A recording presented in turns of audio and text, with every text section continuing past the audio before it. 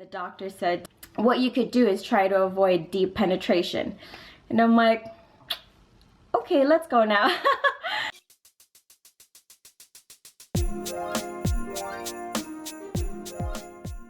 Hey guys, thank you so much for watching. Today we're gonna do another bump date. I am currently 24 weeks pregnant, and a couple days I'll be 25 sometime this week. If you are new to this channel, make sure you say hi and leave us a comment down below. And so now let's get right into this video.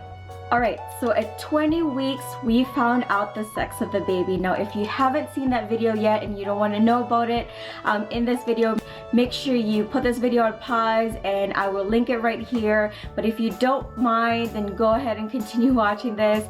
But we did find out the baby is a boy.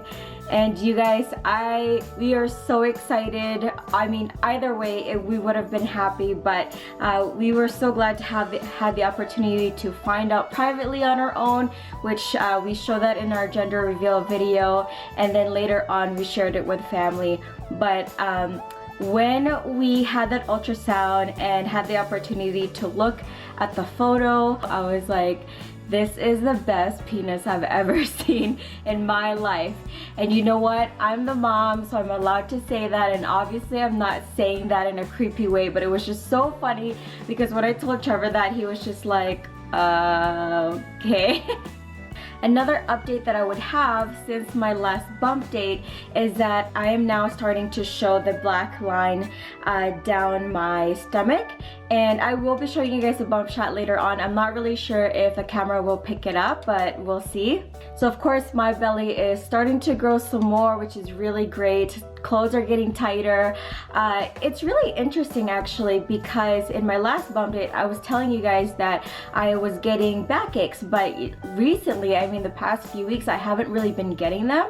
I wonder if it's because my body at the time was just adjusting to the rapid growth of my stomach.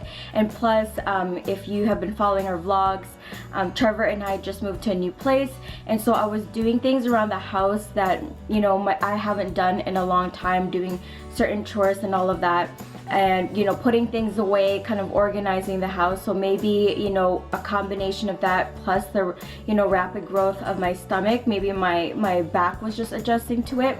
But speaking of chores, I didn't get to say this in my last bump date, but because I am feeling better in comparison to my first trimester, I have been able to do chores around the house, which is really great because this whole time it has just been Trevor taking care of it. And mind you, because of our work schedule, Trevor does still do majority of our house chores, which, bless his heart, he doesn't complain. He's more than happy to do it for us. But you know, thankfully I am able to help him around the house more, because I wasn't able to do that at all during the first trimester. It was so difficult. I felt so unwell, and I mean, I'd already talked about it. So a new struggle that I had to deal with recently is constipation. Oh my gosh, you guys. Okay, so there was this one particular day I had really bad constipation that I was sitting in the toilet for so long. And mind you, I really don't like to sit in the toilet for a long period of time because I want to avoid hemorrhoids. But this particular morning, my poop was extra stubborn. It just would not come out, you guys. I am not even kidding you. I mean, I don't want to get into too much details, but it was so difficult. I was sitting there for so long and I felt so unwell that I really thought I was gonna pass out. I'm not even kidding you. I started to feel lightheaded, and whew, I am not joking when I say that I thought I was gonna pass out and thought that like Trevor was gonna come home to me passed out on the bathroom floor, which wouldn't have been good because that happened in the morning and Trevor wouldn't have been home until later in the day. But I am not kidding you when I say that I thought that I was gonna pass out. I mean, I survived obviously, but yeah, it is not pretty, and I have been trying so hard to be diligent in taking my fish oil. So if you're pregnant or deal with constipation in general, that's something that you can try, and it has been better recently, so that's really good. I haven't had an episode like that, so thank goodness. So if you've been watching our vlogs, you would know that I actually ended up at the hospital again. I didn't vlog the hospital visit, but I did talk about it in the vlog. So, I mean, I don't want to talk too much about it because I did already talk about it in the vlog, but basically, I went to the hospital because I was bleeding. I had some pains, and I waited at the hospital for a very long time, and by the time that they saw me, I was no longer actively bleeding. And so they couldn't confirm where the bleeding was coming from, and so they did a follow-up ultrasound, and of course, everything was okay. But unfortunately, about 3 weeks later, I bled again. And so this time, I didn't have to wait at the hospital as long as I did the other time. And so I was actually actively bleeding by the time the doctor got to see me. It was actually a resident. And so I don't think I talked about this in the vlog, but what they did was a speculum exam. And what that is that it's basically the same thing that they do when they do a pap smear test, where they just, you know, crack you open and do what they need to do, take a look at your cervix and all of that. And I was actively bleeding, like I said, and so they were able to see that I had a polyp, a cervical polyp, which I had known I had the cervical polyp, but during this last hospital visit that I had, they were able to see that I was bleeding because of it. And so with that, we were able to confirm that it's not exactly, obviously, you know, baby related. And they were confident in my last ultrasound, in my last follow-up ultrasound, that the baby is okay, placenta's in the right place and all of that.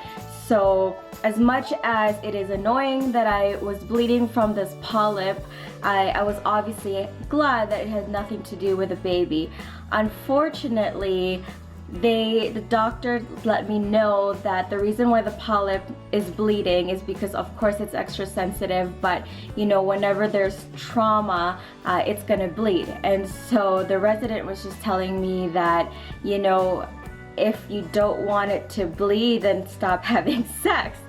And I'm like, okay. And then we were about to be sent home, and so I was getting my stuff ready, and then the doctor came in, because like I said, it was the resident who did the speculum exam, and then the doctor came in, and then the doctor said, what you could do is try to avoid deep penetration. And I'm like, okay, let's go now. Right? Like, I don't want to keep talking about this. I get it. You know what I mean? So let's go. It sucked because as much as I had known that it was the polyp, I actually bled for, I don't even know, maybe 4 or 5 days, and I still get some bleeding now. And so it is what it is, I guess. If you are experiencing some bleeding in your pregnancy, obviously see your doctor. It's a case-to-case basis. I am still keeping track of it.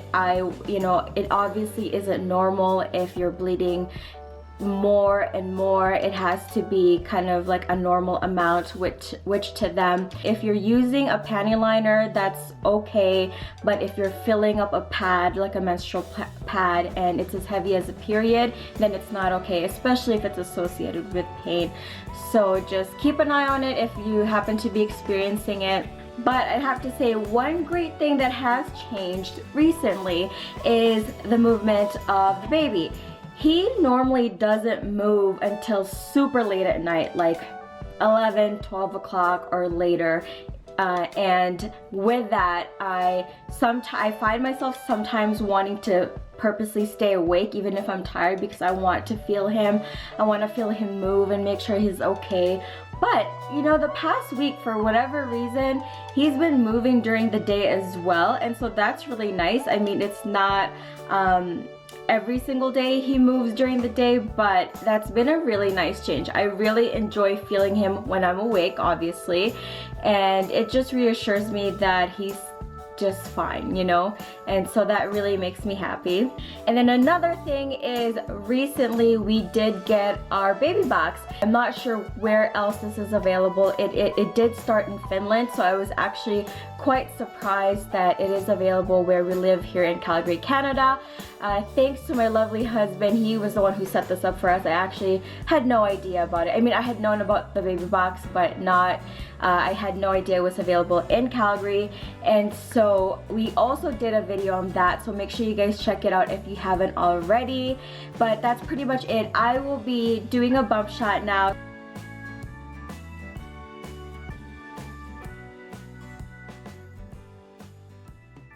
Hope you guys enjoyed this video. Make sure you leave us a comment down below. Just say hi, or if you have any questions, let us know about anything at all.